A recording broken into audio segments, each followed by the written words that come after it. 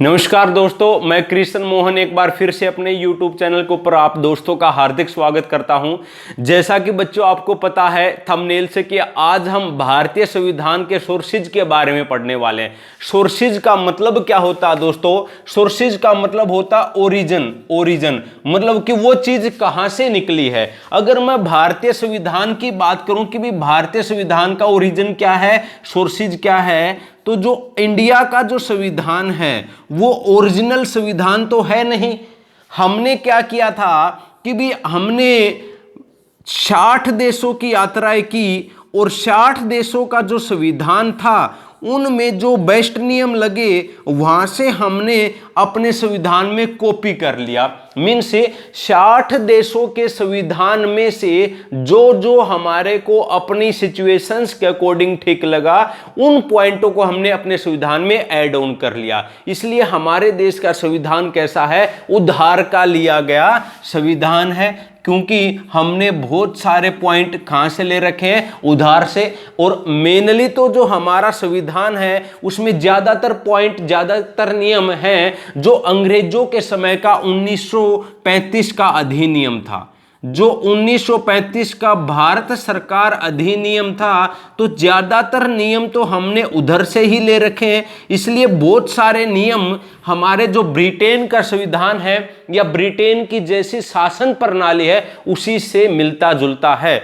तो आज हम एक एक पॉइंट को पढ़ेंगे कि भी हमने किस देश से कौन सा नियम अपने संविधान में ऐड ऑन किया है। और अगर आप चैनल पर पहली बार जुड़े हैं तो चैनल को एक बार आप देख लीजिएगा कि क्या आपने अभी तक सब्सक्राइब किया है, और बेल आइकन को भी दबा दीजिएगा ताकि जैसे ही वीडियो मिले आपको जल्दी से वीडियो मिल जाए।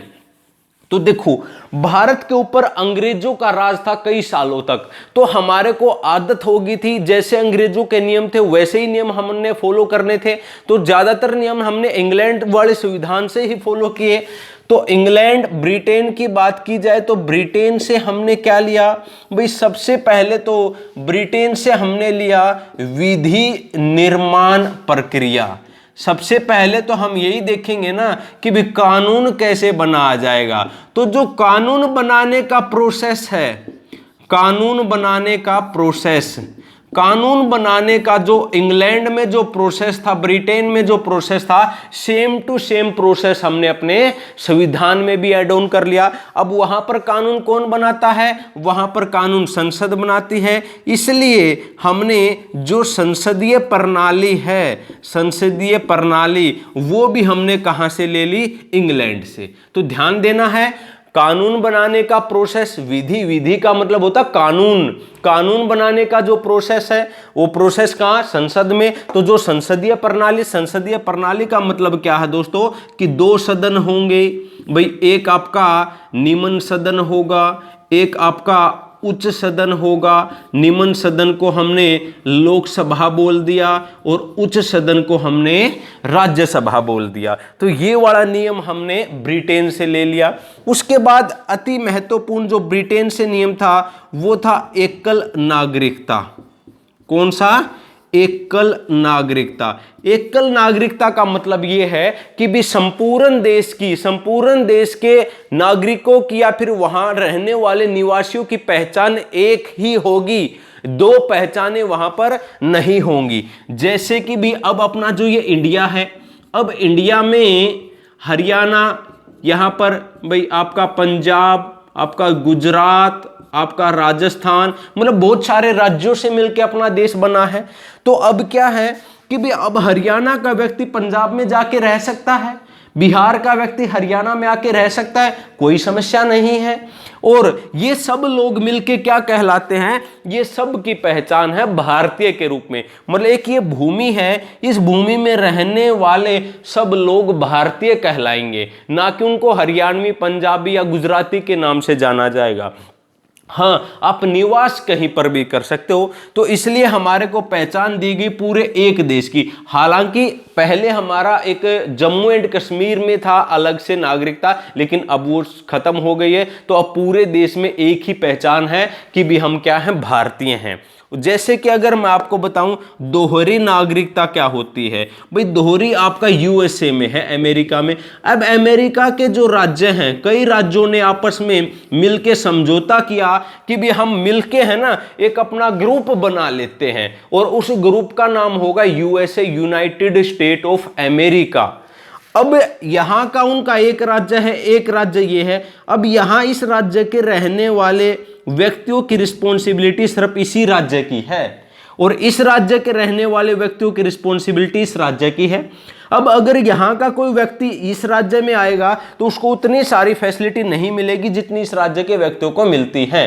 तो ऐसा ही है कि भी अपने नागरिकों की पहचान या अपने नागरिकों का दायित्व इसका अलग है, इसका अपना अलग दायित्व है और पूरे यूएसए का अलग दायित्व है। इसलिए हमने क्या कर दिया कि भी एक तो पहचान यूएसए का रख लिया और एक ये व्यक्ति कहाँ का है, किस राज्य का, इस राज्य का या इस राज्य का या इस राज्य का। इसलिए यहाँ पर दो पहचानें मिली, एक आपकी यूएसए की और एक आपकी उसे राज्य की। तो यूएसए में आपकी दो पहचान, दो मतलब की दोहरी नागरिकता है, जबकि इंडिया में आपकी कैसी नागरिकता है, सिंगल सिटीजनशिप है। हालांकि सिंगल सिटीजनशिप कनाडा देश में भी है, हमने वहां भी यात्रा की थी, लेकिन मेन हम ओरिजिन किसको ही मानेंगे, ब्रिटेन को ही मानेंगे, क्योंकि हमारा राज किसके ऊपर था, राज हमारा ब्रिटेन वालों का ही था हमारे ऊपर।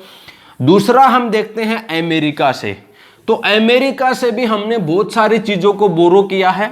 देखो मैं आपको सारी चीजें नहीं लिखवाऊंगा क्योंकि हमने ज्ञान नहीं लेना, यहाँ पे हमने देखना कि भी हमारे एग्जाम्स में क्या चीज इंपॉर्टेंट है। अब बुक्स में बहुत सारी चीजें हैं, आपको 50 चीजें मिल रखी हैं, लेकिन मैं आपको 50 ना करवा के सिर्फ वही 20-25 करवाऊंगा जो एग्जाम्स में पूछा जाता है। चाहे वो सी ग्रेड का पेपर है, चाहे बी का है, चाहे वो ए ग्रेड का पेपर है, किसी भी लेवल का एग्जाम्स जो होगा तो क्वेश्चन आपका यहीं से मिल जाएगा। उसके बाद दोस्तों हम बात करते हैं अमेरिका की। अमेरिका का संविधान, यूनाइटेड स्टेट ऑफ अमेरिका, आप लोगों को पता ही है। तो अमेरिका के संविधान से सबसे पहले तो हमने लिखा प्रस्तावना। जो प्रस्तावना था, प्रस्तावना क्या है भाई, एक प्रकार से इंडेक्स ही है जो संविधान से पहले लिखा होता है। तो जो प्रस्तावना है वो हमने अमेरिका के संविधान से लिया। उसके बाद अमेरिका के संविधान से हमने लिया फंडामेंटल राइट्स। फंडामेंटल राइट्स मतलब कि मौलिक अधिकार। मौलिक अधिकार क्या होते हैं भाई, ऐसे अधिकार जो हमारे लिए जरूरी हैं, जिसका जन्म भारत में हुआ है उसको कुछ न कुछ, या जो भारत का नागरिक है उसको कुछ न कुछ ऐसे अधिकार मिलेंगे जो उसको जीवन जीने के लिए अति आवश्यक होंगे, जो उसके लिए मौलिक होंगे, तो उनको हम बोलते हैं मौलिक अधिकार। उसके बाद अमेरिका से ही हमने लिया है कि भी वहाँ की जो कोर्ट थी वो स्वतंत्र थी। तो हमने देखा कि ये अच्छी बात है कि भी स्वतंत्र न्यायपालिका। स्वतंत्र न्यायपालिका का मतलब ये हुआ दोस्तों कि जो हमारी कोर्ट्स होती हैं, कोर्ट्सों के मामले में, जो कोर्ट्सों का जो कार्य होगा उनके मामले में जो हमारी सरकार होगी, सरकार का किसी प्रकार का कोई भी हस्तक्षेप नहीं होगा। राइट, कोर्ट अपना इंडिपेंडेंट रूप से अलग काम करेंगी। जबकि आर्टिकल नंबर 50 में ये क्लियर भी बोल दिया गया कि भी न्यायपालिका और कार्यपालिका दोनों अलग अलग रहेंगी। तो इसलिए क्योंकि सरकार तो हर 5 वर्ष के बाद चेंज होती रहती है, लेकिन कोर्ट में जो चाहे जज लगाने का प्रोसेस है, चाहे चपरासी लगाने का प्रोसेस है, चाहे कलरक लगाने का प्रोसेस है, तो वो सारे की सारी प्रोसेस कोर्ट अपना खुद करती है, ना कि सरकार। तो सरकार के द्वारा कोई भी इसमें इंटरफेरेंस नहीं किया जाता। उसके बाद भाई इंडिपेंडेंट को और मजबूत करने के लिए भाई यहीं से हमने जो सुप्रीम कोर्ट और हाई कोर्ट के जज का हटाने का प्रोसेस है, हटाने का प्रोसेस कि भी अगर वो अयोग्य हो जाए या फिर उसने संविधान का उल्लंघन किया हो तो भी ये वाला भी संविधान, हम ये वाला फीचर भी हमने कहां से लिया है, अमेरिका के संविधान से ही लिया है। और एक और हमने लिया कोर्टों से ही संबंधित है, जिसको हम बोलते हैं जुडिशियल रिव्यू। क्या बोलेंगे दोस्तों, जुडिशियल रिव्यू। जुडिशियल रिव्यू को हम हिंदी में बोलते हैं न्यायिक पुनर्वालोकन। पुनर्वालोकन न्यायिक पुनर्वालोकन क्या होता है। तो ये वाला जो फीचर है ये भी हमने अमेरिका के संविधान से ही लिया है। अब देखिएगा जुडिशियल रिव्यू क्या होता है। देखो, कानून बनाया किसके द्वारा? संसद के द्वारा। संसद ने क्या बना दिया? कानून बना दिया। अब ये कानून, जो भी कानून बनेगा वो कानून चेक किया जाएगा किसके द्वारा? बाय अपना सुप्रीम कोर्ट, या फिर राज्य के लेवल पे होगा तो हाई कोर्ट। तो जो ये कानून को चेक करने की पावर है, जो कानून को चेक करने की पावर्स है, उसी को हम क्या बोलते हैं? जुडिशियल रिव्यू बोलते हैं। कि भाई भारत में आर्टिकल नंबर 13 के अनुसार कोई भी कानून मौलिक अधिकारों के विरोध में नहीं बन सकता।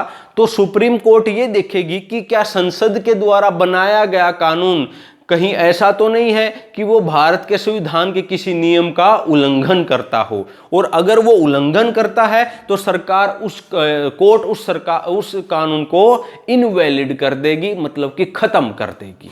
तो इसी पावर को हम क्या बोलते हैं? जुडिशियल रिव्यू बोलते हैं। ये भी कहां से लिया है? ये भी हमने अमेरिका के संविधान से ही लिया है।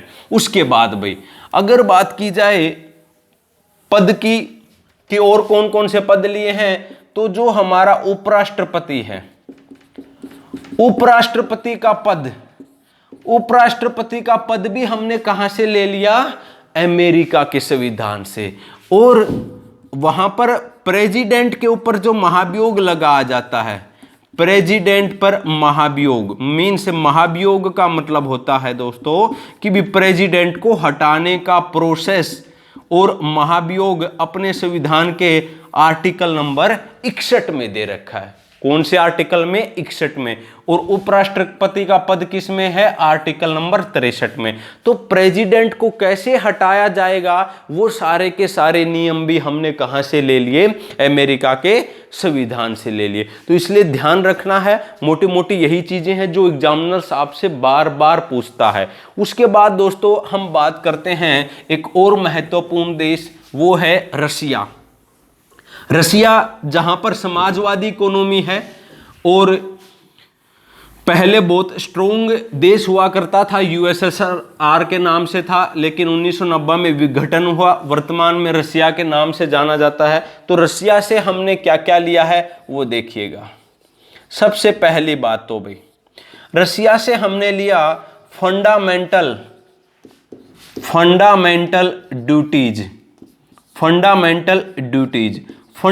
ड्यूटीज का मतलब क्या हुआ कि भी जो हमारी जनता है, जनता को सरकार ने अधिकार दिए, मौलिक अधिकार दिए। तो भी अगर जनता को सरकार के द्वारा अधिकार दिए जा रहे हैं तो जनता का भी तो कुछ फर्ज बनता होगा। तो जो जनता के जो फर्ज हैं कि जनता के क्या क्या फर्ज होने चाहिए, भी हमारे देश के संविधान के प्रति निष्ठावान रहना चाहिए, जो हमारे नेशनल सिंबल्स हैं उनकी रिस्पेक्ट करनी चाहिए, पर्यावरण का संरक्षण करना चाहिए, मानवतावाद को बढ़ाना चाहिए। तो ये टोटल हमारी वर्तमान में 11 फंडामेंटल ड्यूटीज है। तो ये ड्यूटीज हमने कहां से ले लिया? रसिया से ले लिया। उसके बाद हमारी प्रस्तावना में एक बात कहा गया कि भी सबको न्याय मिलना चाहिए। प्रस्तावना में जो न्याय की बात की गई, न्याय दर्शन, न्याय हम दर्शन बोल सकते हैं। न्याय किस मामले में कि भी राजनीतिक न्याय आपको मिलना चाहिए, कि भी राजनीतिक रूप से सब लोगों को इक्वली चीजें मिले। भाई सामाजिक न्याय आपको मिलना चाहिए, सामाजिक न्याय, और आपको आर्थिक न्याय आपको मिलना चाहिए, आर्थिक न्याय। तो ये सारी की सारी जो न्याय वाला दर्शन है ये हमने कहां से ले लिया? रसिया से लिया है। बहुत ही इंपॉर्टेंट है। और अभी आपने भाई वर्तमान की जो भी आपकी सिचुएशन चल रही हैं, बहुत सारे बच्चों के एसएमएस आते हैं कि सर पढ़ाई नहीं हो रही है, तो आपने कमजोर नहीं पढ़ना है। देखिएगा जीता वही है जिसने कंटिन्यू मेहनत किया है, चाहे कुछ भी है मेहनत को नहीं छोड़ना है, ठीक है। और बार बार इधर उधर नहीं भागना बहुत जगह पर कि कभी उसके नोट्स ले आए, कभी वो बुक ले लिया, नहीं। एक ही चीज को पढ़िएगा और उसी को बार बार पढ़िएगा। अगर आप किसी भी चीज को 10 बार पढ़ोगे तो आपको और दूसरी बुक उठाने की आवश्यकता ही नहीं पड़ेगी।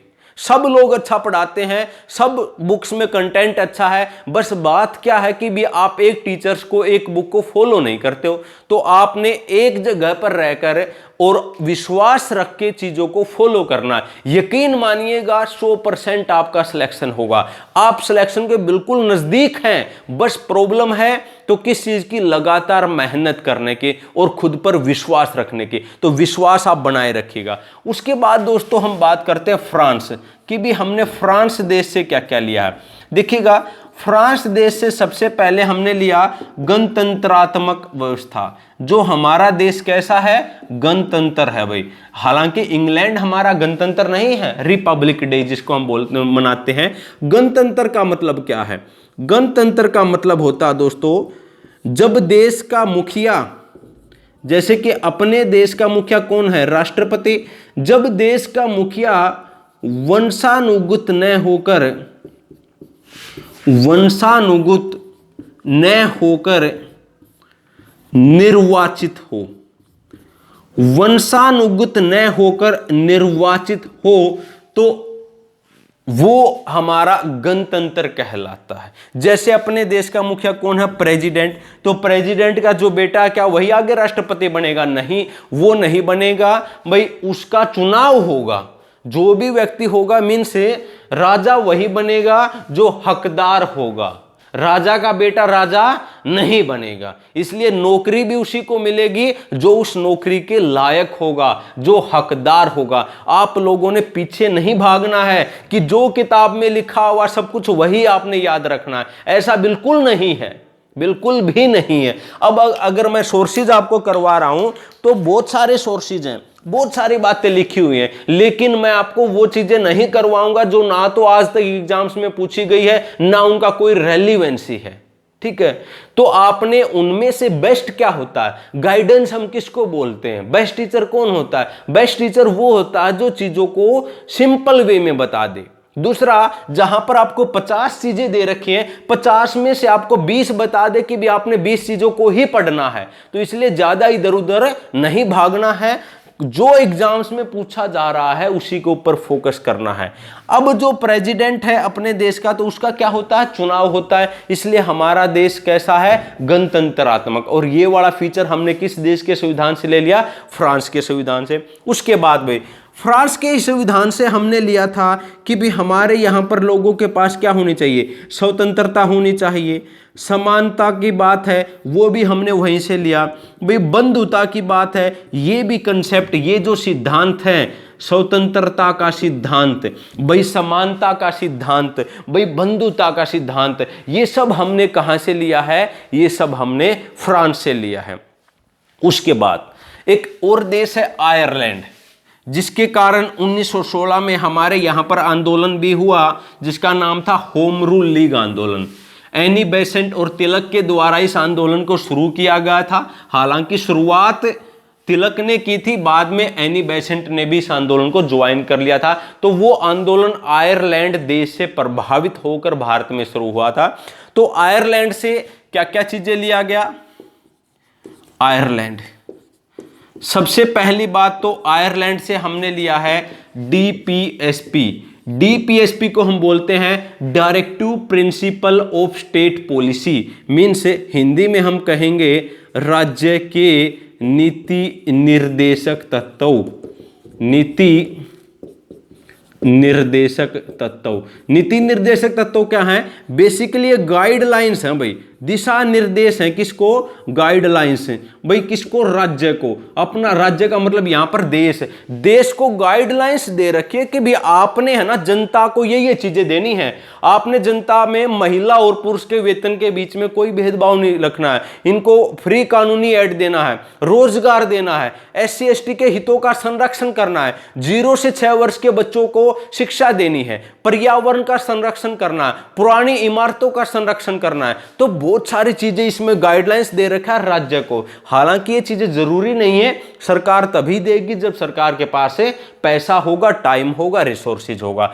तो जो राज्य को जो गाइडलाइंस दी कि राज्य ने जनता के लिए क्या क्या काम करना है, उसको हम डीपीएसपी बोलते हैं। और वो हमने कंसेप्ट कहां से ले लिया, आयरलैंड से ले लिया। उसके बाद भी जो हमारा राष्ट्रपति है, प्रेसिडेंट, प्रेसिडेंट का जो निर्वाचन पद्धति है, प्रेसिडेंट की निर्वाचन पद्धति मीन्स कि भी हमारा देश का जो राष्ट्रपति है उसका चुनाव कैसे किया जाएगा, इनडायरेक्ट वे में किया जाएगा भाई, वो सारी की सारी चीजें वो प्रोसेस हमने कहां से ले लिया, आयरलैंड से ले रखा भाई। उसके बाद एक और महत्वपूर्ण चीज ध्यान दीजिएगा, देखिएगा, राज्यसभा में दो प्रकार के सदस्य होते हैं, एक होता है नॉमिनेटेड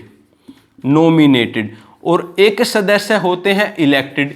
जैसे बात की जाए तो कितने नॉमिनेट होते हैं 12 और इलेक्टेड कितने होते हैं 238, तो टोटल कितने हो गए 250 सदस्य। तो राज्यसभा में टोटल 250 सदस्य होते हैं, जिसमें से बच्चों 12 नॉमिनेटेड होंगे। नॉमिनेटेड का मतलब है जिनका चुनाव नहीं होता है। इलेक्टेड जिनका चुनाव होता है इनको निर्वाचित बोलते हैं, इनको नामांकित बोलते हैं।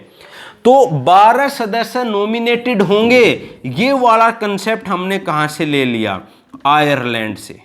कहां से, आयरलैंड से। और राज्यसभा में कुछ सदस्य निर्वाचित होंगे, ये फीचर हमने कहां से ले लिया, साउथ अफ्रीका के संविधान से। तो ध्यान देना है आपने, इसको नोट डाउन कर लीजिएगा कि भी नॉमिनेटेड हमारे 12 हैं और इलेक्टेड हमारे 238, लेकिन ये वाला जो जिन लोगों का चुनाव होगा ये कंसेप्ट हमने अफ्रीका से लिया है।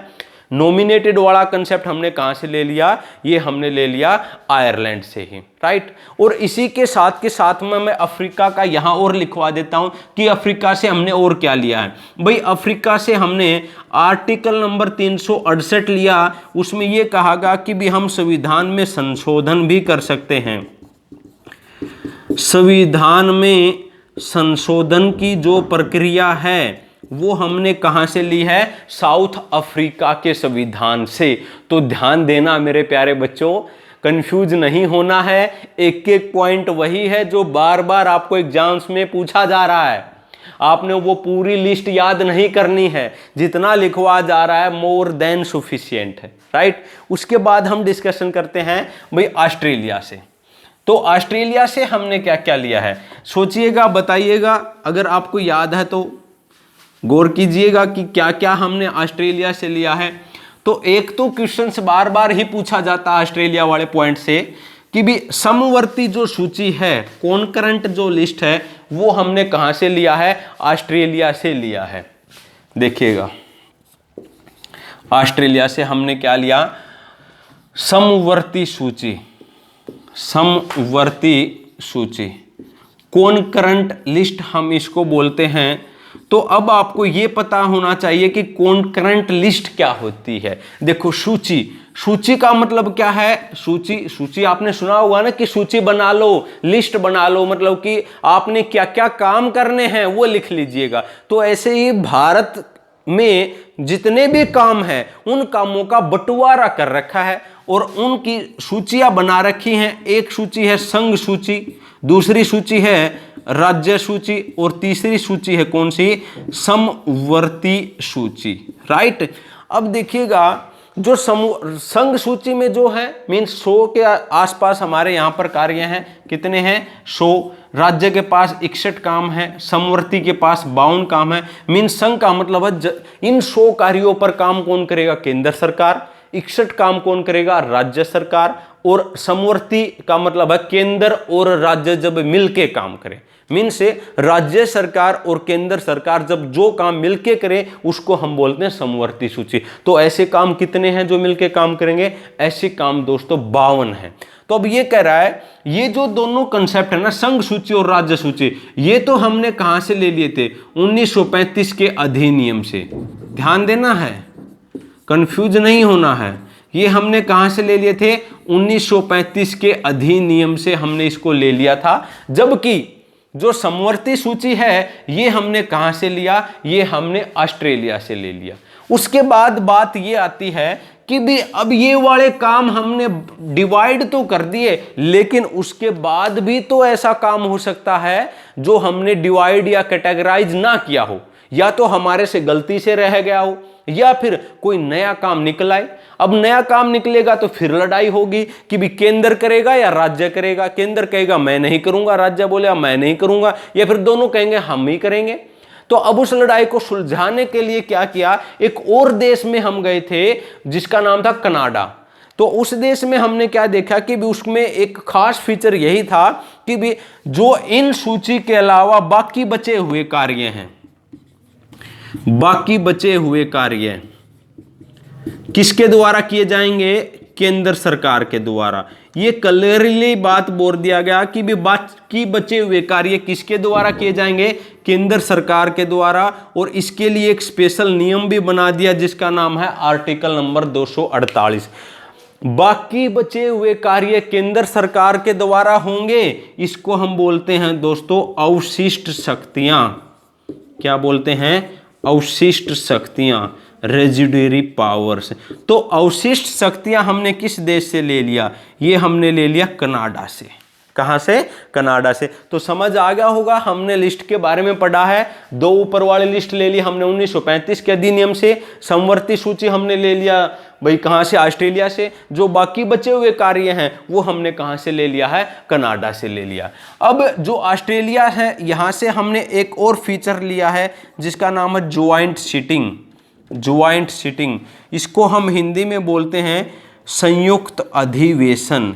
संयुक्त अधिवेशन, संयुक्त अधिवेशन का मतलब ये हुआ दोस्तों, मान लेते हैं ये लोकसभा है, ये राज्यसभा है। अगर दोनों की आपस में लड़ाई मच जाए, लोकसभा बोल रही है कि मैंने जो कानून बनाना वही बनेगा, राज्यसभा बोल रही नहीं मेरे वाली बात मानी जाएगी। तो अगर इन दोनों के आपस में विवाद हो जाए तो भारत का प्रेसिडेंट क्या करेगा, प्रेसिडेंट इनको बुलाएगा और ये कहेगा कि भी एक रूम में दोनों इकट्ठे बैठो और इकट्ठे बैठकर आप लोगों का सुलझेड़ा किया जाएगा। और जब ये मीटिंग होगी तो लोकसभा का जो अध्यक्ष होता है वही सामने चेयर पर बैठता है, स्पीकर। तो मीन्स लोकसभा और राज्यसभा को इकट्ठे एक रूम में बैठाना क्या कहलाता है, संयुक्त अधिवेशन। और ये हमारे संविधान में इसके लिए अलग से नियम बना दिया गया था, आर्टिकल नंबर 108। तो ये वाला कंसेप्ट हमने कहां से ले लिया, ऑस्ट्रेलिया से ले लिया था भाई। उसके बाद भाई अब बात करते हैं यहीं की कनाडा से और हमने क्या लिया है, नहीं तो हमने दोबारा से करना पड़ेगा। तो कनाडा से देख लीजिएगा दोस्तों, देखो एक हमने फेडरल सिस्टम को अडॉप्ट किया। फेडरल सिस्टम का मतलब क्या है, संघीय प्रणाली। तो अपने देश, ये भी मैं आपको एक अलग वीडियो लेके आऊंगा जिसमें आपको बताऊंगा कि संघीय सरकार क्या होती है।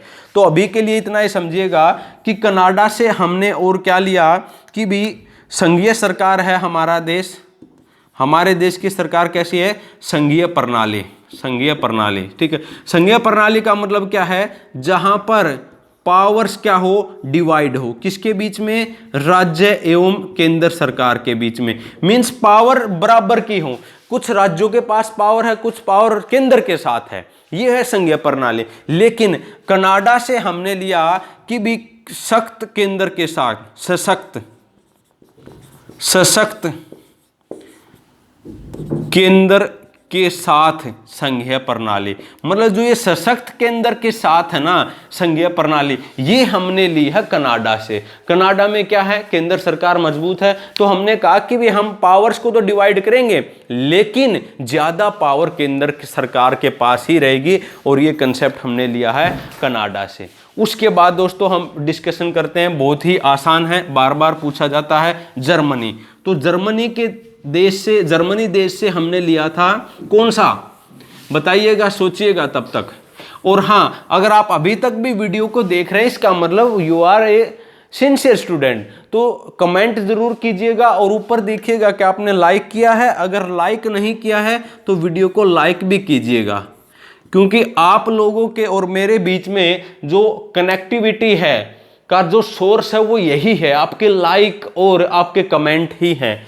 तो जर्मनी से हमने लिया है इमरजेंसी, कि भी अपने देश में इमरजेंसी भी लगाई जा सकती है। 3 प्रकार की लगती है, नेशनल इमरजेंसी, भाई स्टेट इमरजेंसी जिसको हम राष्ट्रपति शासन बोलते हैं, और एक है वित्तीय आपातकाल। ये हम कभी आगे पूरा का पूरा ये लेक्चर है उसके ऊपर हम डिस्कशन करेंगे। तो एक है हमारा जापान से हमने क्या ले लिया, विधि